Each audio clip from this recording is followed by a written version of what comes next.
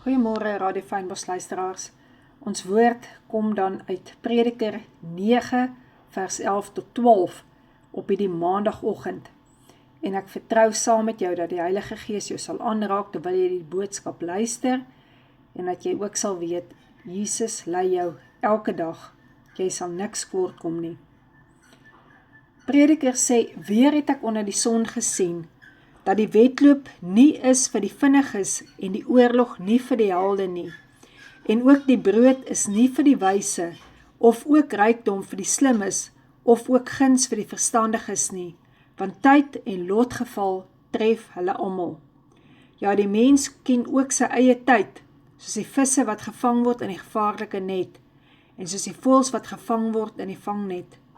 Soos hulle word die mensekind verstrek in die tyd van onheil, as het hulle skielik oorval. Ja, kan ons saam met Prediker stem. Die lewe is nie regverdig nie.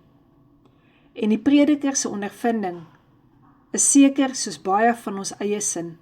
Inteendeel, ek dink soos elke mens sin. Dit is nie asof harde werk jou voorspoed waarborg nie. En is ook nie as oefening deel van jou lewe is, dat jy van 'n oorwinning van gesondheid verseker is nie. Die lewe is hard, die lewe is getaai, en dit kan gevolge hê. Of, jy kan op moedverloorse vlakte gaan sit met jou hande in jou hare. Of jy kan sê, ek gaan die lewe, wat ek vandag het, voluit leef, dit met albei my hande aangryp, en die lewe die moeite werd maak, en dat niks my gaan onderkry nie, want ek weet wie is die een wie my dra. Ons het absoluut 'n keuse wat ons met die lewe gaan maak, wat ons met ons eie lewe gaan maak. Geen engel gaan opdaag en vir jou raad gee, en vir jou gaan sê dit is 'n goeie keuse om te maak nie. Maar as jy luister wat God self vir Moses gesê het, dat hy vandag moet kies tussen die lewe en die dood, die voorspoed en die teëspoed. En dan sê God verder ook vir hom, maar kies die lewe, sodat jy in jou nageslag kan lewe. So gister is opgeleef, gister is verby, en tog leef so baie van ons in die gisters van die lewe, dat dit die vandag van ons lewe dooddruk. Psalm 118 sê, dit is die dag wat die Here gemaak het, dat ek vrolik en bly kan wees. Hoekom kan ek vrolik en bly wees? Want dit is die dag wat die Here gemaak het. Hy het hierdie dag vir my gegee, nog by my lewe gevoeg. Bid dan dat die Heilige Gees jou gedagtes nuut maak. Verskuif, doelbewus, gefokus, dat jy nie wag op negatiewe goed om te gebeur nie. Jou gedagtes volprop met negativiteit nie. Waar begin dit? Verander jou taal. Kyk hoe baie keer jy vloeke oor jou eie lewe spreek, vloeke oor ander mense spreek. Begin dinge praat, wat God sal verheerlik, en ook wat ander mense om jou sal opbou. Kyk van vandag af anders.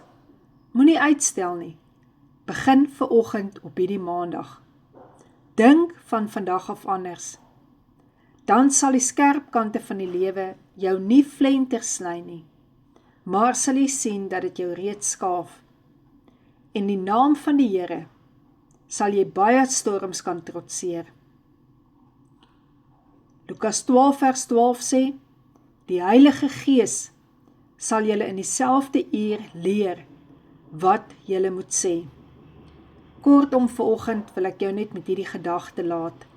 Jy kan 'n verskil maak. Hoe jy kies en hoe jy lewe. En as jy op 'n plek kom en jy sê, Here, ek weet nie hoe nie, dan kan jy raad kry vanoggend by die bloed van Jesus.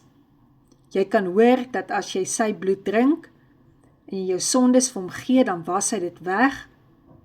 En jy kan ook hoor vanoggend dat as daar oortredinge is wat teenoor jou lê, wat wrokke in jou hart kan veroorsaak, jy ook vir die Here kan vra, Here, gee my die krag om hulle te vergewe en hulle vry te spreek. En ook om vrede met jouself te kan hê.